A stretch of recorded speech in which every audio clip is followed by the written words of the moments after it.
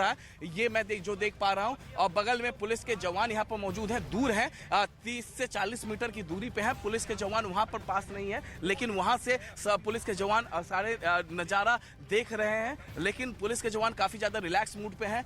बाल्टी का पानी डाल दिया गया, जो यहाँ से मुझे दिख रहा है, पेड़ों के झड़ियों के अंदर से दिख पा रहा है कि बाल्टी का पानी डाल दिया गया है। इससे जो मिट्टी है वो मिट्टी दब जाएगी। अगले 1 से 2 या 3 मिनट के अंदर जो सारे लोग हैं, पहले तो 2-3 करके बाहर निकल गए हैं और अब बाकी लोग भी वहां से बाहर निकल जाएंगे। जाहिर तौर पे सस्पेंस लगातार बरकरार था कि शाइस्ता परवीन अंतिम यात्रा में शामिल होंगी कि नहीं, आखिरकार अपने जिगर के टुकड़े को देखेंगी या नहीं। लेकिन शाइस्ता परवीन यहां पर नहीं पहुंची। महिला पुलिस लगातार बुरखा उठाकर देख रही थी, यहां पर चेक कर रही थी। शाइस्ता परवीन नहीं पहुंची। अतीक अशरफ पुलिस रिमांड में ही मौजूद है। अली जो है वो जेल में ही मौजूद है और एक अतीक अहमद का बेटा वो जेल में मौजूद है, प्लस 2 नाबालिग बेटे अतीक अहमद का वो बाल सुधार गृह में मौजूद है। तो अतीक अहमद का पूरा परिवार असद के अंतिम यात्रा यानी जनाजे की नमाज और साथ ही साथ सुपुर्दे खाक का जो प्रोसेस है उसमें शामिल नहीं हो पाया। असद को आखिरी बार नहीं देख पाए। अब यहां पर देख पा रहे हैं कि जो बाल्टी का पानी है उससे छिड़काव की जा रही है, जो मैं देख पा रहा हूं। बाल्टी के पानी से छिड़काव की जा रही है मिट्टी पर यानी कब्र पर।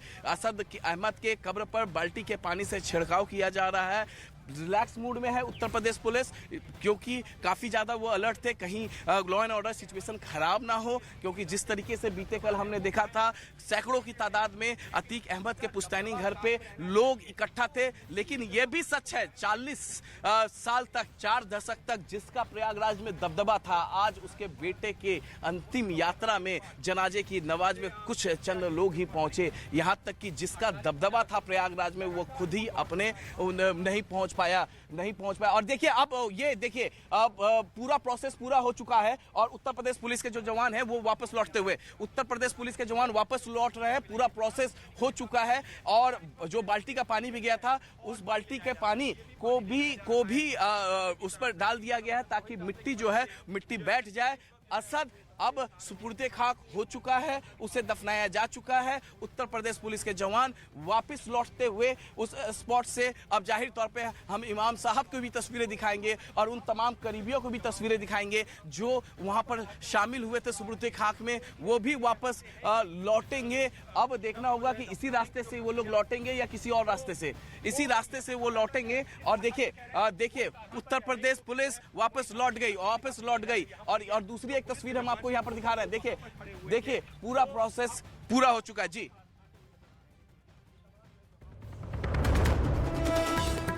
प्रयागराज के कब्रिस्तान में शुरू हुई असद के शव को दफनाने की प्रक्रिया। दफनाया जा चुका है असद अहमद। ड्रोन कैमरे और वीडियोग्राफी के जरिए पुलिस की निगरानी, इलाके में भारी सुरक्षा बल तैनात। उमेश पाल हत्याकांड में इस्तेमाल हथियार कौशांबी से बरामद। सूत्रों के मुताबिक अतीक ने कबूला कि उसने पाकिस्तान से मंगवाया हथियार। जेल से आईएसआई एजेंट को फोन करने की भी बात कबूली। गैंगस्टर मुख्तार अंसारी और उसके भाई अफजाल अंसारी पर आज फैसले का दिन। कृष्णानंद राय हत्याकांड मामले में एमपी एमएलए कोर्ट सुनाएगी फैसला। साल 2005 में कृष्णानंद राय समेत 7 लोगों की हुई थी हत्या।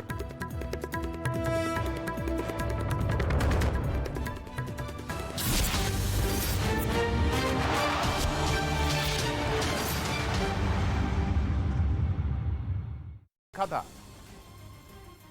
और सूत्रों के मुताबिक अतीक अहमद ने उस दिन की पूरी घटना एसटीएफ को बताया यह गया कि असद को केवल शूटरों का इंतजाम करने के लिए कहा गया था। वो गुलाम को लेकर भी गया था, लेकिन जैसे ही उमेश पाल गली में घुसा असद को लगा कि काम बिगड़ सकता है। अतीक अहमद के मुताबिक उसी वक्त असद गाड़ी से उतर गया और उसने पिस्तौल निकाल ली। मतलब यह कि अतीक अहमद ने एसटीएफ को बताया कि वो असद ही था जो सीसीटीवी वीडियो में गाड़ी से उतरता दिख रहा था। लेकिन सूत्रों के मुताबिक अतीक का दावा है कि गाड़ी से पिस्तौल तान कर उतरने का फैसला उस वक्त असद ने खुद लिया, जबकि उसे हुक्म केवल गाड़ी में बैठे रहने का दिया गया था।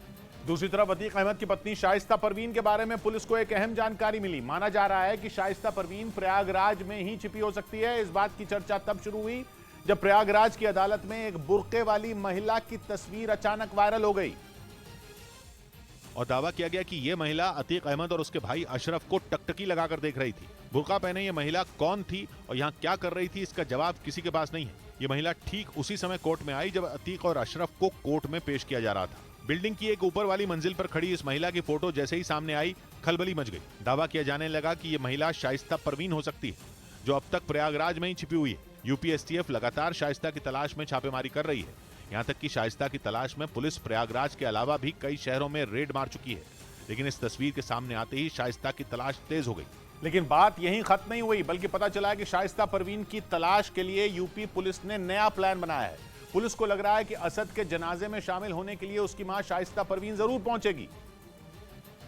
इसीलिए महिला पुलिसकर्मियों की एक खास टीम बनाई जाने की खबर है। सूत्रों के मुताबिक जनाजे में महिलाओं की भीड़ में महिला पुलिसकर्मियों को सादी वर्दी में तैनात किया जाएगा।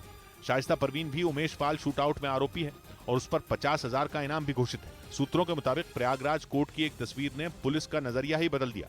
अब पुलिस को यह लग रहा है कि हो ना हो शाइस्ता प्रयागराज में ही है और वो असद के जनाजे में जरूर शामिल होगी। सूत्र ये भी बता रहे हैं कि असद के जनाजे के रूट पर पड़ने वाले घरों पर भी पुलिस की नजर है। पुलिस हर घर पर बारीकी से नजर रख रही है। पुलिस को लग रहा है कि इनमें किसी भी घर में शाइस्ता परवीन छिपी हो सकती है। उधर अतीक अहमद के बेटे असद के एनकाउंटर के बाद अब गैंगस्टर मुख्तार अंसारी के दोनों बेटे उमर अंसारी और अब्बास अंसारी की मुसीबत बढ़ गई, क्योंकि इलाहाबाद हाईकोर्ट की लखनऊ बेंच ने संपत्ति हड़पने के मामले में मुख्तार के बेटे उमर अंसारी की अग्रिम जमानत याचिका खारिज कर दी। साथ ही कोर्ट ने इसी मामले में मुख्तार अंसारी के विधायक बेटे अब्बास अंसारी की उस याचिका को भी खारिज कर दिया जिसमें आरोप पत्र को रद्द करने की अपील की गई थी।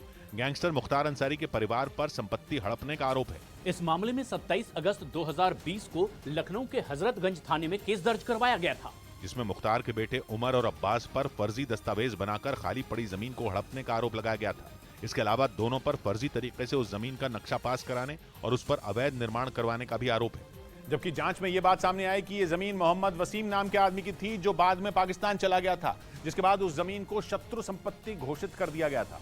आजादी के बाद जो लोग भारत से पाकिस्तान जाकर बस गए थे, उनकी संपत्तियों को शत्रु संपत्ति घोषित किया जाता है। लेकिन कुछ साल बाद यह जमीन फर्जी तरीके से किसी और आदमी के नाम कर दी गई। जांच में पता चला कि उसका नाम लक्ष्मी नारायण है। आरोप है कि बाद में मुख्तार अंसारी के बेटे उमर अंसारी और अब्बास अंसारी ने साजिश के तहत जमीन को अपने नाम करा लिया। यह भी आरोप लगाया गया कि संपत्ति को हड़पने के लिए दोनों ने अपनी दादी रबिया बेगम के जाली हस्ताक्षर करवाए थे। हालांकि मुख्तार अंसारी के परिवार की तरफ से कोर्ट में ये दलील दी गई थी कि संपत्ति से जुड़े कागजों पर उनके पूर्वजों का नाम है और इसीलिए उनके खिलाफ इस मामले में कोई अपराध नहीं बनता है। इधर खुफिया एजेंसियों के सूत्रों के मुताबिक अतीक अहमद फर्जी कंपनियों के जरिए पाकिस्तान की खुफिया एजेंसी ISI को पैसे भेजता था। एक रोज पहले ही यूपी पुलिस ने अपनी रिमांड अर्जी में यह दावा किया कि वो पंजाब के रास्ते पाकिस्तान से हथियार मंगवाता था। और अब खुफिया एजेंसियों के सूत्रों का कहना है कि अतीक फर्जी कंपनियों के जरिए ISI को हथियारों के पैसे भेजता था। सूत्रों के मुताबिक ISI एजेंट यूसुफ को अतीक ने पैसे भेजे थे, जो सलीम उर्फ पतला के लिए काम करता था। और सूत्रों का कहना है कि अतीक कई बार यूसुफ से मिल चुका था।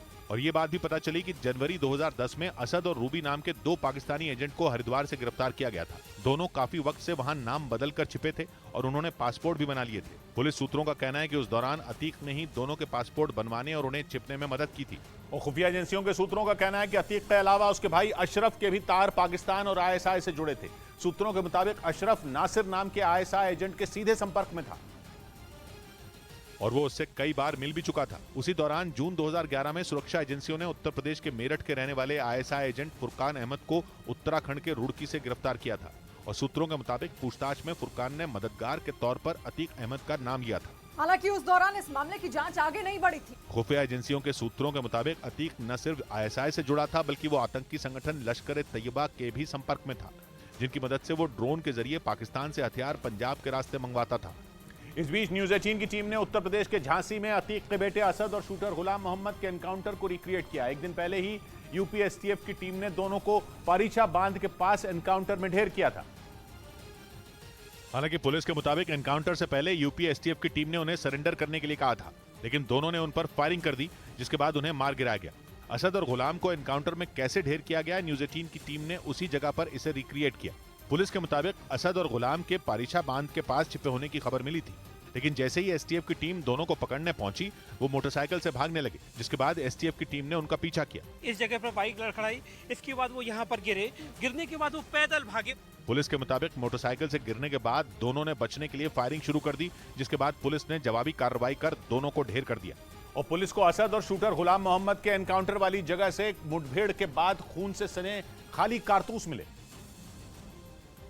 हालांकि ये पता नहीं चल पाया कि ये कारतूस पुलिस की बंदूक से निकले या असद के हथियार से। एनकाउंटर के बाद वहां पहुंची पुलिस ने खून से सने कारतूस को अपने कब्जे में ले लिया और फोरेंसिक जांच के लिए भेज दिया।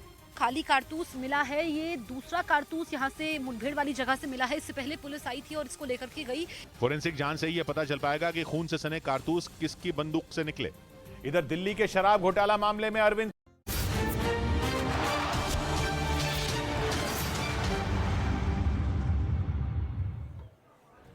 तो अतीक अहमद के बेटे असद अहमद को सुपुर्द-ए-खां किया जा चुका है, दफनाया जा चुका है। कुछ देर पहले ये प्रक्रिया यहाँ पर पूरी की गई और अब जो परिवार के सदस्य थे, जो कुछ लोग यहाँ पर मौजूद थे, जो आए हुए थे, वो भी बिना कुछ कहे यहाँ से निकल गए। बातचीत करने की कोशिश जरूर की गई, लेकिन जाहिर सी बात है एक ऐसा मुद्दा है, एक ऐसा मामला है जिसमें हर कोई बोलने से कुछ भी कतरा रहा है। लेकिन इतना जरूर कहा जा सकता है, ये वही असद था जिसे 24 फरवरी को देखा गया था सीसीटीवी कैमरे में। किसी ने सोचा भी नहीं था कि ये हश्र उसका होगा, लेकिन आज अपने इसी हश्र के लिए वो खुद ही यहाँ पर जिम्मेदार है।